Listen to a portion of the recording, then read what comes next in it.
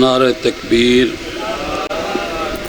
نعرہ رسالت، نعرہ حیدری، صلوات پڑھو بآواز بلند۔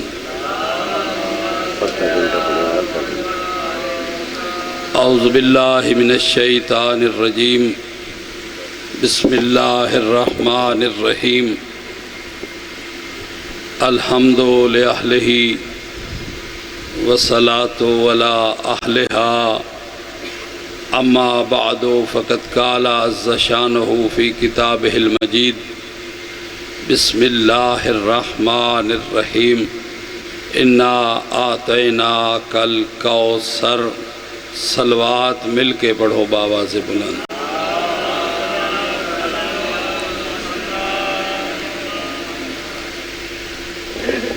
حمد ہے اس خدا کی جس نے ہمیں حسین کا عزادار بنایا ہے، غدار نہیں بنایا ہے۔ سب عبادتیں اس معبود کے لیے ہیں جو لائق عبادت ہے، محتاج عبادت نہیں ہے۔ مجھ سے پہلے ذاکر صاحب جناب سیدہ کی شان میں قصیدہ پڑھ رہے تھے۔ میں بھی چاہتا ہوں جتنا مختصر وقت ہے اس میں بی بی کے فضائل بیان کروں۔ ارشاد رب العزت ہو رہا ہے، انا آتیناک الکوثر، اے حبیب ہم تمہیں کوثر عطا کرتے ہیں۔ خطاب کس نبی سے ہے جو رسولوں کا خاتم بھی ہے، کائنات کا نقطہ مرکز بھی ہے، اور سب سے بڑی بات یہ ہے کہ وہ اللہ کا محبوب بھی ہے۔ اچھا تھوڑا اگر آپ سامنے آ جائیں تو اچھا نہیں ہوگا، ذرا آ جائیں تھوڑا سا۔ دیکھیں ادھر مستورات بیٹھی ہیں، دیکھا نہیں جاتا، آپ ادھر بیٹھ گئے ہیں۔ چلے آپ سامنے آئیں گے تو نظر آپ پہ ہی رہے گی۔ آ جائیں آگے آ جائیں، تھوڑا سامنے آئیں، یہ جگہ تو فل کریں نا بھائی، آئیں، یا پھر ممبر اٹھوا کے ادھر رکھوا دیں میرے خیال میں، کیا خیال ہے؟ چلیں، خطاب ہے رسول سے جو صرف رسول نہیں ہے، نبیوں کا خاتم ہے، اللہ کا محبوب ہے۔ جس طرح ہر چاہنے والا یہ چاہتا ہے کہ میرا حبیب مجھ سے کچھ مانگے، مجھ سے کچھ طلب کرے، اللہ بھی یہی چاہتا تھا کہ کبھی تو میرا حبیب مجھ سے کوئی سوال کرے، کبھی تو کچھ مانگے۔ شاہ جی اللہ کہتا ہے کچھ مانگ، رسول کہتا ہے وہ محبوب ہی کیا جس کی بات مانگنے سے پوری ہو۔ مانگوں گا نہیں، اتنی محبت ہے تو خود عطا کر۔ اچھا پھر مانگنے والوں کا انجام بھی جانتا تھا۔ موسیٰ طور پہ دیدار مانگنے گئے، اللہ نے کہا جوتے اتار کے آ، یہ وادی مقدس ہے، روک دیا گیا۔ عیسیٰ ملاقات مانگنے گئے، چوتھے آسمان پہ روک دیے گئے۔ سلیمان نے کہا میرے اللہ مجھے اتنا بڑا ملک عطا فرما جو میرے بعد کسی کے پاس نہ ہو۔ مانگا اتنا بڑا ملک، اللہ نے دی اتنی سی انگوٹھی۔ فرمایا سلمان اگر انگوٹھی پہن لے گا تو مالک الملک ہوگا، انگوٹھی اتار دے گا تو سلیمان بے ملک ہوگا۔ انگوٹھی پہن لی تو ہوا پہ حکومت، فضا پہ حکومت، پرندوں پہ حکومت، انسانوں پہ حکومت، جنوں پہ حکومت۔ انگوٹھی اتار دی تو اب آرام پہ ہاتھ رکھ کے بیٹھا ہوا ہے۔ یہاں کائنات کے شہنشاہ علی فخر سے کہتے ہیں سلیمان انگوٹھیاں مانگ کے حکومت کرنا اور بات ہے، انگوٹھی زکوٰۃ میں دے کے امیر کائنات بننا۔ انگوٹھیاں مانگ کے حکومتیں کرنا اور بات ہے، انگوٹھی زکوٰۃ میں دے کے امیر کائنات بن جانا اور بات ہے۔ اچھا مانگا پھر بھی نہیں، اللہ نے سوچا یہ بندہ ہے شاید پبلک میں مانگنے سے گھبراتا ہے، کیوں نہ اسے چپکے سے ایک رات اپنے پاس بلا لوں، شاید وہاں تنہائی میں مانگ لے۔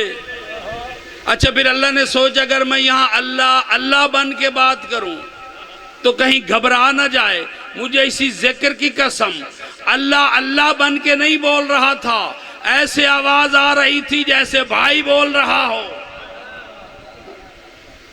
علی کے لہجے میں گفتگو کی۔ اچھا رسول نے کہا میرے اللہ یہ کیا محبت ہوئی، جب کوئی ملنے آئے اور خود چھپ کے بیٹھ جائے، اگر اتنی محبت ہے تو مجھے ہاتھ ملا۔ آواز گزرا ہے میرے حبیب رک جا، تو جانتا نہیں کہ میں جسم نہیں رکھتا۔ رسول نے کہا میں یہ بھی جانتا ہوں تو زبان بھی نہیں رکھتا، پھر بول کیسے رہا ہے؟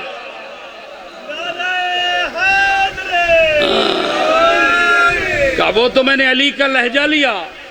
کیوں میرے خالق؟ کہا انی اطلع علی سرائر قلبک لم اجد فیہما سوا علی، میں جانتا ہوں کہ تیرے دل میں علی کے سوا کوئی نہیں، اس لیے علی کا لہجہ ادھار لیا تاکہ تیری ساری توجہ میری طرف رہے۔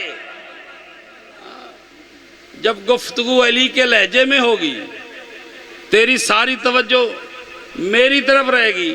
اچھا میں پوری ذمہ داری سے کہہ رہا ہوں، جتنے انبیاء کی زیارتیں ہیں سب میں ہم پڑھتے ہیں کنت نوراً فی اصلاب الشامخۃ وارحام المطہرۃ، اپنے اماموں کی زیارت میں۔ جو بی بی سیدہ کی زیارت ہے اس میں یہ جملہ نہیں ہے کنت نوراً فی اصلاب الشامخۃ وارحام المطہرۃ کہ آپ پاک صلبوں میں موجود رہیں، وہ اماموں کے لیے زیارتیں ہیں۔ بی بی کسی نبی کی صلب میں بھی نہیں رہی۔ اللہ نے رسول کو ایک سیب دیا، رسول نے سیب کھایا، نور سیدہ ڈائریکٹ محمد کی پیشانی میں منتقل ہوا، کسی نبی کی صلب سے بی بی نہیں آئی، ڈائریکٹ رسول کی پیشانی میں منتقل ہوئی۔ یہ وہ نور ہے جس کو اللہ نے کسی کے بھی صلب میں نہ رکھا، صرف محمد کی پیشانی میں اتارا نور سیدہ کو۔ اچھا پھر اتارنے کے بعد فرمایا انا اعطیناک الکوثر، ہم تمہیں کوثر عطا کرتے ہیں، فصلی لربک وانحر، تو اس کے بدلے میں شکرانے کی نماز پڑھ، قربانی کر۔ ان شانئک ھو الابتر، اے رسول جو تجھے بے اولاد کہتے ہیں۔ یہ عاص بن وائل ملعون جب رسول کے بیٹے دنیا سے چلے نا تو اس نے رسول کو دیکھ کے کہا یہ ابتر ہے، اس کی نسل ختم ہو گئی۔ آواز قدرت ہے ان شانئک ھو الابتر، اے رسول تیری اولاد قیامت تک رہے گی، تیرا دشمن بے نسلہ رہے گا۔ ان شانئک ھو الابتر۔ اچھا علامہ اقبال نے بھی بی بی کی شان میں ایک شعر کہا ہے، بلکہ پوری ان کی ایک فارسی میں نظم ہے کہ مریم از یک نسبت عیسیٰ عزیز، از سے نسبت حضرت زہرا عزیز۔ اقبال کہتے ہیں مریم کو ایک عزت حاصل ہے کہ وہ عیسیٰ کی ماں ہے، بطول کو 3 نسبتیں حاصل ہیں، رسول کی بیٹی ہے، علی کی زوجہ ہے، حسنین کی ماں ہے۔ 3 فضیلتیں اقبال نے گنوائیں کہ بی بی یہ فضیلتیں رکھتی ہے، محمد کی بیٹی ہے، علی کی زوجہ ہے، حسنین کی ماں ہے۔ میں کہتا ہوں اگر اقبال نے حدیث کتاب پڑھی ہوتی تو یوں نہ کہتا کہ رسول کی بیٹی ہے، علی کی زوجہ ہے، حسنین کی ماں ہے، بلکہ یوں تعارف کرواتا جیسے اللہ نے حدیث کتاب میں کروایا، ہم فاطمہ و ابوہا و بالوہا و بنوہا، یہ فاطمہ ہے، یہ فاطمہ کا باپ ہے، یہ فاطمہ ہے، یہ فاطمہ کا شوہر ہے، یہ فاطمہ ہے، یہ فاطمہ کے بیٹے ہیں۔ اللہ نے بطول کے نام سے تعارف کروا کے دنیا کو بتایا فاطمہ رشتوں کی محتاج نہیں، رشتے فاطمہ کے محتاج۔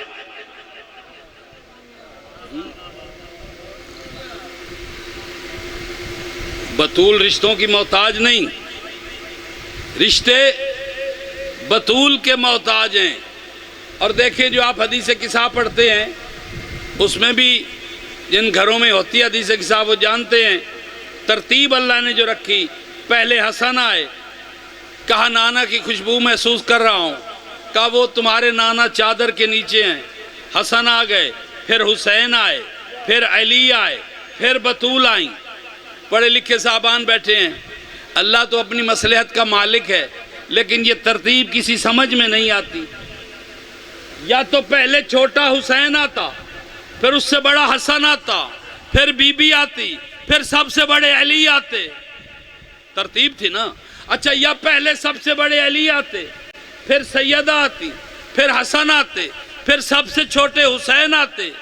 पहले आया हसन जो हुसैन से बड़ा है, फिर आए हुसैन जो उससे छोटे हैं, फिर आए अली जो सबके सरदार हैं। आखिर में वो आई जिसके लिए अल्लाह ने जलसा मुनक्किद किया। आप भी यहां बैठे हैं, देखेंगे आखिर में सबसे बड़ा जाकिर पड़ेगा। ऐसे ही होता है ना। तो अल्लाह नहीं जानता था कि आखिर में किसको बुलवाना है। आखिर में कौन आई? जनाब सैयदा। शायद मैं भूल जाऊं, ये मिंबर से बताता जाऊं कि अल्लाह ने तरतीब क्यों बदली है। आप सुनना चाहेंगे ये बात कि पहले हसन आए हुसैन से भी पहले। तवज्जो चाहता हूं, बात थोड़ी सी मुश्किल है, तवज्जो चाहूंगा। अल्लाह ने चूंकि उतारनी थी आयत ततहीर, इस्मत बतानी थी अहले बैत की, तो जो इस्मत में जिस मकाम पे था अल्लाह ने तरतीब वो रखी। पहले आए हसन जो खुद इमाम हैं मगर उनकी औलाद में इमामत नहीं है। फिर आए हुसैन जो खुद भी इमाम, 9 बेटे इमाम। फिर वो आए अली जो खुद भी इमाम, 11 बेटे इमाम। फिर वो आई जिसकी वजह से इस्मत बाकी है। इतनी बड़ी बात कहना चाह रहा हूं, शायद ये हजारों के मजमे में कही जाती, लेकिन आ गई बीबी की फजीलत की बात। फिर वो बीबी आई जो मरकज इस्मत है, मरकज इमामत जनाब बतूल है। अली इमामों के भी सरदार हैं मगर इमामत का मरकज जनाब बतूल है। दलील क्या है कि अली का हर बेटा इमाम नहीं है, बतूल का हर बेटा इमाम है।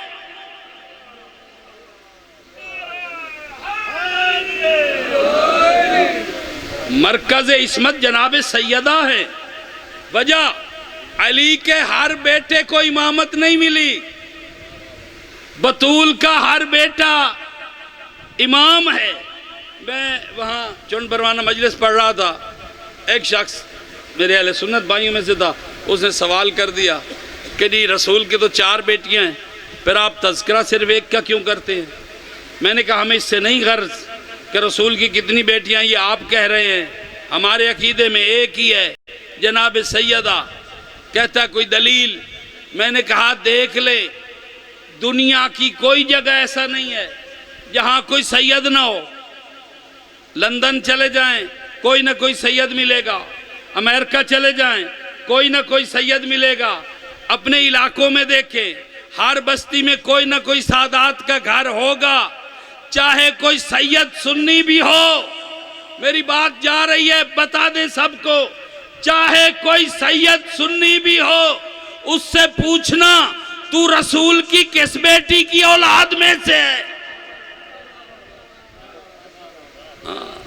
बताओ। अगर बाकी भी बेटियां तो फिर उनकी औलादें कहां हैं? जब दुनिया में नस्ल सैयदा है। अच्छा, इकबाल का मुझे एक और शेर भी याद आ रहा है, कहता है इसकी तबीयत में तशय्यो भी जरा सा, तफजील अली हमने सुनी इसकी जुबानी। इकबाल कहता है मैं चूंकि मौला अली की फजीलत का कायल हूं, दुनिया कहती है ये अंदरूं शिया है, अविचू शिया जैसे कहते हैं, کوئی بندہ شیعہ ہو جائے نا تو لوگ کہتے ہیں ہو نہ ہو یہ وچوں ابھی وہی ہے۔ اقبال کہتا ہے اس کی طبیعت میں تشیع بھی ذرا سا، کہ میری طبیعت میں لوگ کہتے ہیں یہ شیعت ہے۔ کیوں؟ تفضیل علی ہم نے سنی اس کی زبانی، یہ علی کو افضل سمجھتا ہے باقیوں سے، اس لیے لوگ کہتے ہیں یہ وچوں شیعہ ہے۔ اب بات آپ نے سن لی، چاہے کوئی سنی ہو مولا علی کی فضیلت کا قائل ہو، لوگ کہتے ہیں یہ اصل میں شیعہ ہے۔ اب یہ مجھ سے بھی سن لیں، اگر کوئی شیعہ ہو ہاتھ کھول کے نماز پڑھتا ہو اور علی کے ذکر پہ چہرے پہ بال آ جائے، وچوں وہابی ضرور ہوتا ہے۔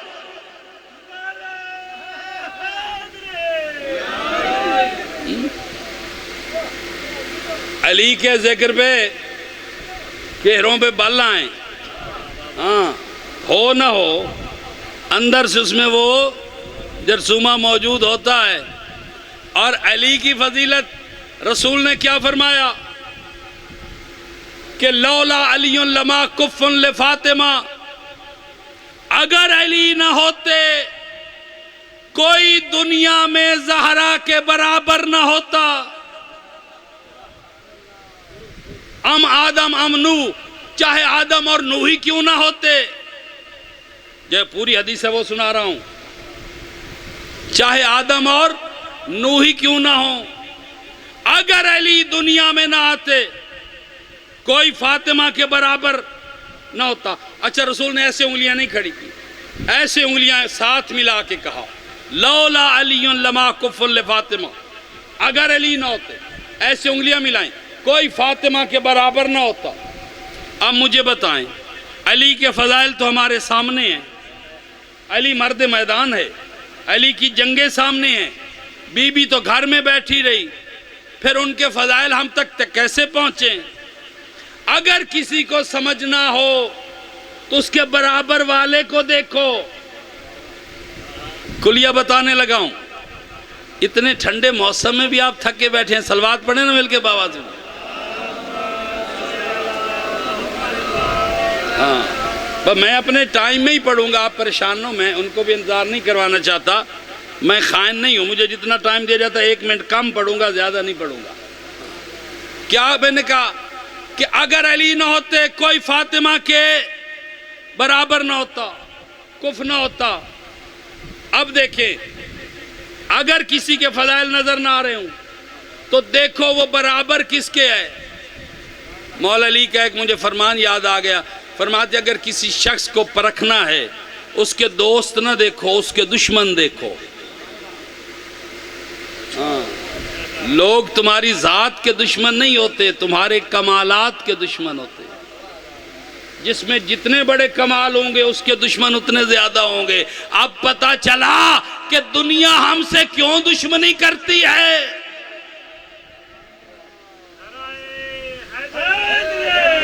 خدا کی قسم، شاہ جی خدا کی قسم، ہم ہیں گنہگار ہیں، چاہے جیسا کردار ہے، نماز بھی رہ جاتی ہوگی، روزے بھی چھوٹتے ہوں گے، رہنی نہیں چاہیے۔ ممبر کی یہ تعلیم ہے، نماز واجب ہے، انسان ہے، ہم ہوں گے خطا کار، ہم سے غلطیاں ہوتی ہے، لیکن خدا کی قسم رسول کی حدیث ہے یا علی انت و شیعتک ہم الفائزون، یا علی تم اور تمہارے شیعہ قیامت میں کامیاب ہوں گے۔ ہم جتنے گنہگار ہیں لیکن خدا کی قسم دنیا ہمیں علی کا شیعہ کہتی ہے۔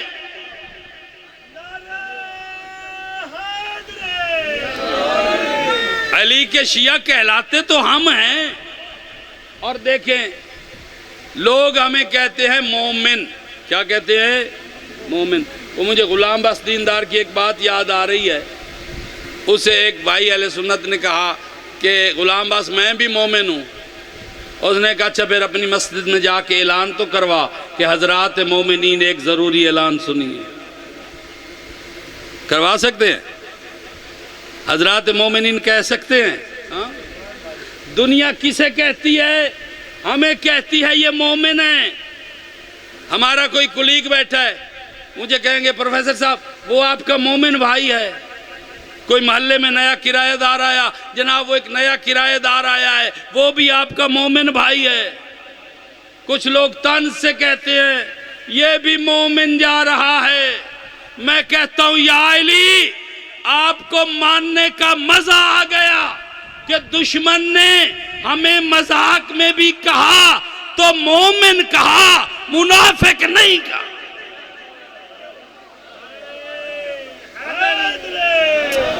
ہاں، دشمن نے اگر مذاق میں بھی ہمیں کہا، مومن کہا، منافق نہیں کہا. ایک بس فضائل کی اور بات، اور ممبر بھائی کے حوالے، ایک فقیر، آپ کی بھی پوری توجہ چاہوں گا اس بات کے لیے. ایک فقیر جو صدا لگاتا تھا، ہر وقت مانگتا رہتا. اور یہ بھی بتا دوں کہ اس دروازے پہ جناب سیدہ کے واسطے سے بڑا واسطہ کوئی نہیں. جناب بطول کا واسطہ دے کے آپ کی کوئی حاجت پوری نہیں ہو رہی، بی بی کے نام کی منت مانیں، 2 رکعت نماز ہدیہ جناب سیدہ پڑھیں، ایک تسبیح جناب سیدہ پڑھ کے منت مانیں، انشاءاللہ پوری ہو جائے گی اگر جائز ہوئی تو.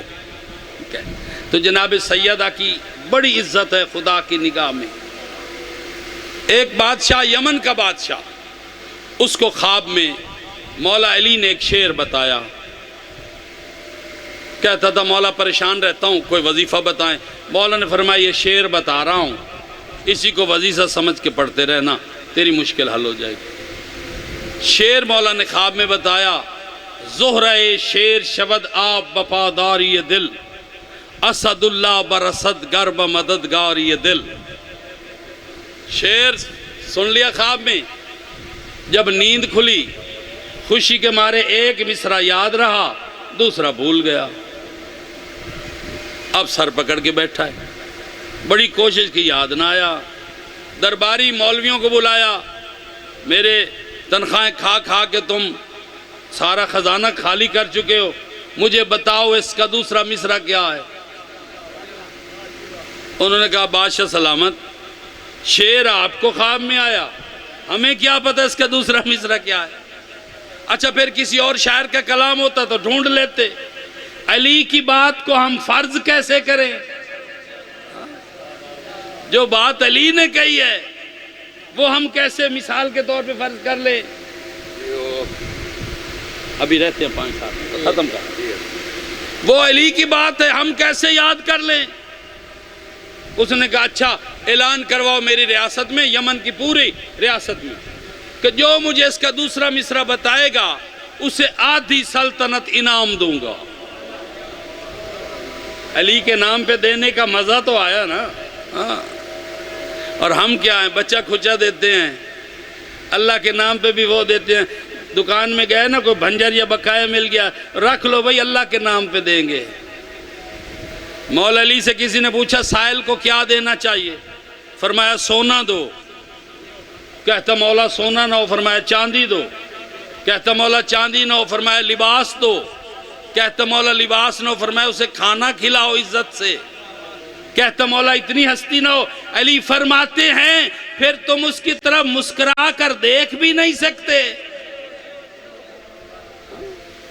اچھا وہ کہتا ہے مولا وہ مانگنے والا کبھی مستحق ہوتا ہے کبھی نہیں ہوتا.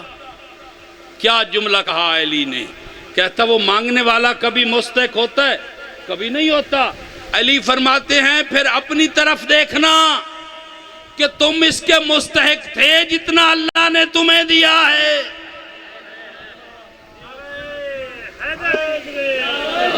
تم نے کیا کمال کیا، اللہ نے تمہیں گاڑیوں اور بنگلے دے دیے، تم کون ہوتے ہو مستحق دیکھنے والے؟ دے سکتے ہو تو عزت کے ساتھ اللہ کی راہ پہ دو، ورنہ چہرے پہ بل نہ لے آؤ. اب اس نے کہا اعلان کروا دو، جو دوسرا مصرع بتائے گا آدھی یمن کی سلطنت اسے انعام میں دوں گا. اعلان کروا دیے گئے مختلف. اب فقیر ایک اٹھا، صدا لگا رہا تھا، بڑی بات سننے والی ہے، گلی میں کہتا ہے یا علی ساری زندگی مانگ مانگ کے تھک گیا ہوں، آج تو اتنا عطا کر دے کہ کبھی مانگنے کی ضرورت ہی نہ رہے۔ آواز لگاتا لگاتا گلی سے باہر نکلا، دیکھا درخت نور سے بھرا ہوا ہے، درخت کے نیچے ایک نورانی شخصیت تشریف فرما ہے۔ قریب آیا، علی نے بلا کے کہا ڈرتا کیوں ہے؟ جس سے مانگ رہا تھا وہی علی تو ہوں۔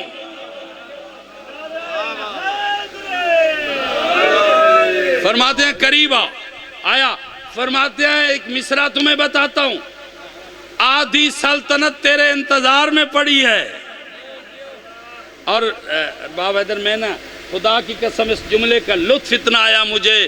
علی فرماتے ہیں میرے پاس آ، میں نے یمن کے بادشاہ کو خواب میں ایک شعر بتایا تھا، آدھا مصرع اسے یاد رہنے دیا، آدھا اسے بھلا دیا تیرے لیے۔ ہائے ہائے ہائے، آدھا اسے بھلا دیا تیرے لیے۔ کہا مصرع سن، اس کو ایک یاد ہے، دوسرا جا کے بتا اور آدھی سلطنت لے۔ کہتا مولا مصرع فرمائیں، علی فرماتے اسے جا کے کہے اسد اللہ برسد گرب مددگاری دل، اور پورا شعر علی نے اسے یاد کروایا۔ کہتا مولا میں جب دروازے پہ جاؤں پھٹے پرانے کپڑے، مجھے کون بادشاہ کے دربار میں جانے دے گا؟ علی فرماتے ہیں تم دروازے پہ کھڑے ہو کے دربان کو یہ مصرع سنانا، زہرہ شیر شود آپ بپا داری دل، بادشاہ کو جا کے بتائے وہ مصرع، اگر بادشاہ جوتی بھول کے تیرے پاس نہ آئے تو مجھے علی نہ کہنا۔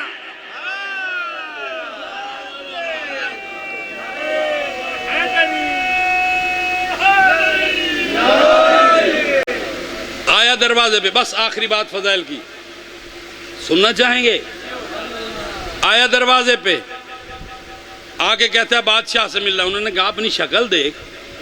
اس نے کہا بادشاہ سے جا کے کہو کوئی فقیر اور کہہ رہا ہے زہرہ شیر شود آپ بپا داری دل، بادشاہ خود سمجھ جائے گا۔ اس نے جا کے بادشاہ کو مصرع بتایا، اسی ذکر کی قسم بادشاہ کو جوتے یاد نہیں رہے، دوڑتا ہوا دروازے پہ آیا، آ کے کہتا ہے تو اتنے دن کہاں تھا؟ کس سے تو نے یہ مصرع لیا؟ کہتا ہے جس نے تجھے خواب میں بتایا اس نے مجھے جاگتے میں بتایا۔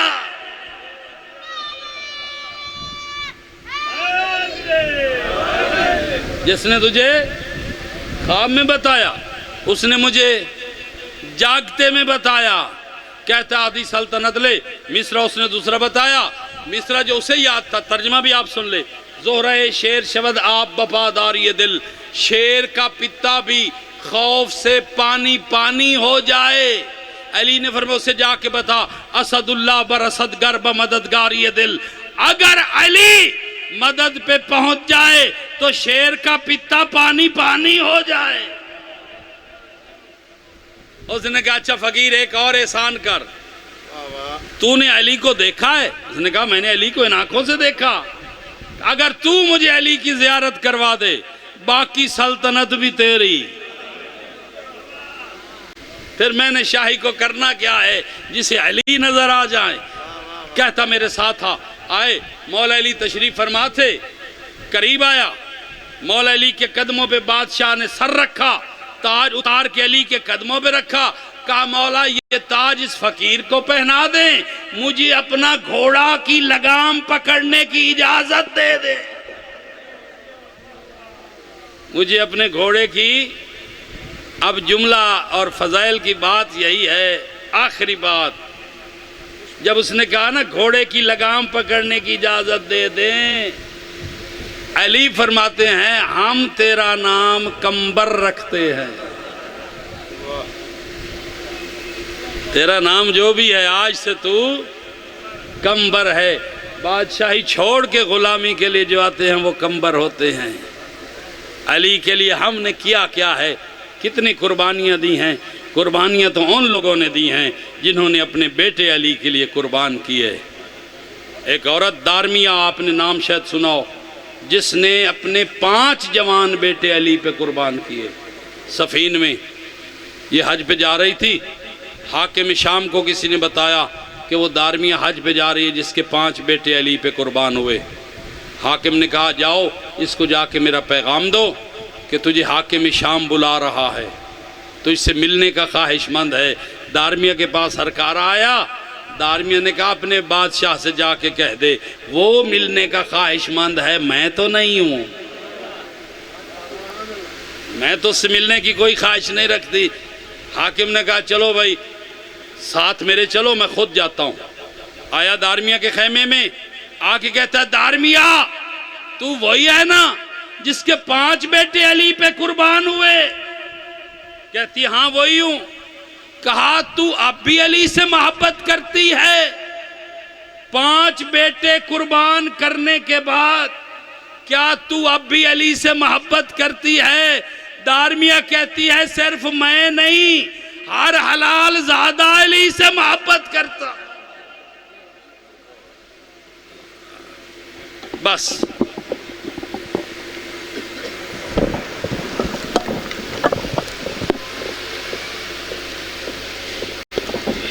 ہر حلال زادہ علی سے محبت کرتا ہے۔ کہتا ہے دارمیہ اگر میں تمہیں 100 اونٹ انعام دوں تو کیا لے لے گی؟ اس نے کہا ضرور لے لوں گی، لیکن ایک شرط پہ، اونٹ لینے کے بعد تو رہے گا، علی علی رہے گا۔ 100 اونٹ لکھے، رسید لکھ کے دارمیہ کے حوالے کی۔ کہتا ہے دارمیہ اگر آج علی ہوتے تو تجھے اتنا دیتے؟ اس نے کہا علی تو مجھے 1 درہم بھی نہ دیتے۔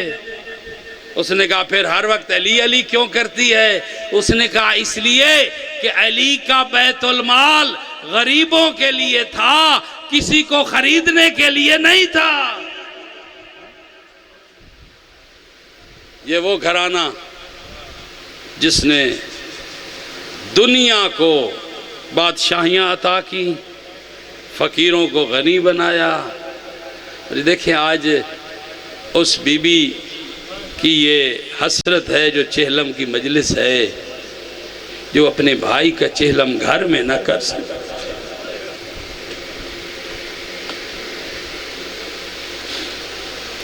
حسرت اپنے بھائی کے رونے سے، جس نے حسین کی لاش پہ ٹھنڈی سانس بھر کے کہا تھا حسین گواہ رہنا مجھے تیری لاش پہ کسی نے رونے نہیں دیا۔ آج بہن کربلا سے رونے کی حسرت لے کے جا رہی ہے۔ سارے مارے گئے حسین کے، دونوں بہنیں آئیں، ام کلثوم بھائی نہیں مل رہا۔ کہا یہ جو تیروں کا ڈھیر ہے، یہ جو تلواروں کا ڈھیر ہے، یہ جو خنجروں کا ڈھیر ہے، کہیں اس کے نیچے بھائی نہ ہو، مجھے بتائیں۔ ڈھیر تو ہاتھوں سے ہٹائے جاتے ہیں، بی بی کے ہاتھ تو بندھے جا چکے تھے۔ کونیوں سے ڈھیر کو ہٹانا شروع کیا، بھائی کی لاش برآمد ہوئی، بھائی کا ہاتھ دیکھا، ایک ہاتھ کی انگلیاں 4 نظر آئیں۔ کہا بھائی تیرے ہاتھ کی انگلی کہاں گئی؟ کہا زینب میری انگلی کی بات نہ کر، اینا ردا کا، تیری چادر کہاں گئی؟ سب بیویاں اکٹھی ہوئیں، بس چلنے کا اشارہ ہوا۔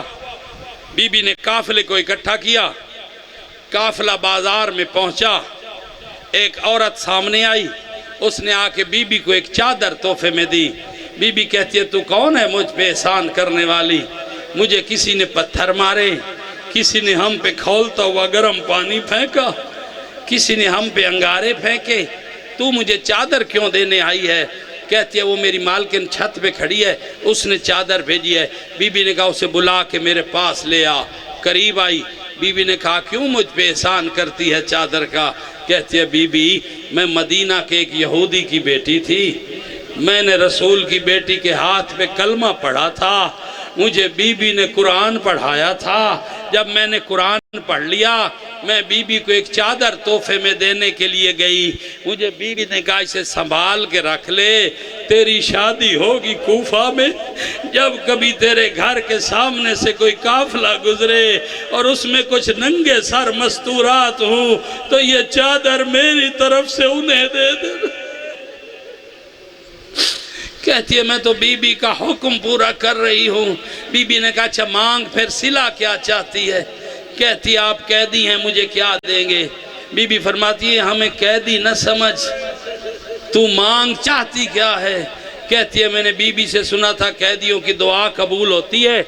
जब मैं मदीना में रहती थी, हुसैन और ज़ैनब छोटे छोटे होते थे, मेरे शौहर ने वादा किया है तुझे मदीना ले जाऊंगा, कह दिन मेरे हक में दुआ कर, जब मैं मदीना जाऊं मुझे बहन भाई की ज़ियारत नसीब हो जाए।